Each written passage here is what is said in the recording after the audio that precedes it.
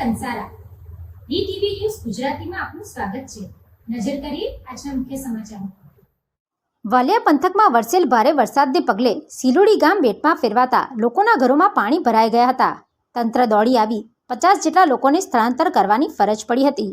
હવામાન વિભાગ દ્વારા ભારેથી અતિભારે વરસાદની આગાહીના પગલે વાલિયા પંથકમાં બપોરે 2 કલાક સુધીમાં ખાબકેલા ધોધમાર વરસાદને પગલે સિલોડી ગામ બેટમાં ફેરવાયું હતું।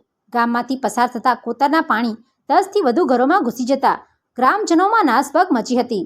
પૂર જેવી સ્થિતિમાં લોકોને પોતાની ઘરવખરી પણ બચાવવાનો સમય મળ્યો ન હતો। ભારે વરસાદ અને પૂર જેવી સ્થિતિને પગલે ઘરોમાં નુકસાન પણ થયું હતું।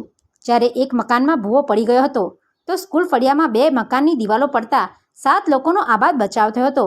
પરિવારે દિવ્યાંગ વૃદ્ધાને બચાવી લીધી હતી। આ પરિસ્થિતિ અંગેની જાણ થતાં ગામના તલાટી દોડી આવ્યા હતા અને મામલતદાર સહિતના અધિકારીઓને જાણ કરી 50 જેટલા લોકોને ગામની શાળામાં સ્થળાંતર કરવામાં આવ્યા હતા। પૂરની સ્થિતિ વચ્ચે લોકોએ સહાયની માંગ કરી હતી। હું વસાવા જાનુબેન વિષ્ણુભાઈ વસાવા સિલુડી ગામના રહેવાસી વસાવા મંજુલાબેન અભયસિંહભાઈની પુત્રી।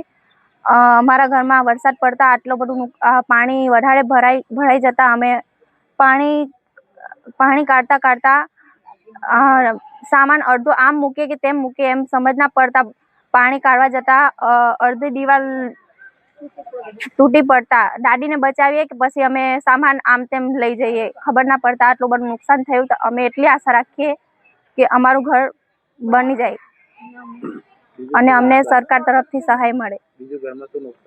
અને અનાજ પાણી એવું કશું નહીં, ડોક્યુમેન્ટ અને બધું ભીનાઈ ગયું। અમે સરકાર તરફથી એટલી આશા રાખીએ કે અમને અમારું બસ જીવનની જરૂરિયાત આમ નુકસાન થયું એ મળી જાય। Pintu Modi, DTV news, Ankleshwar.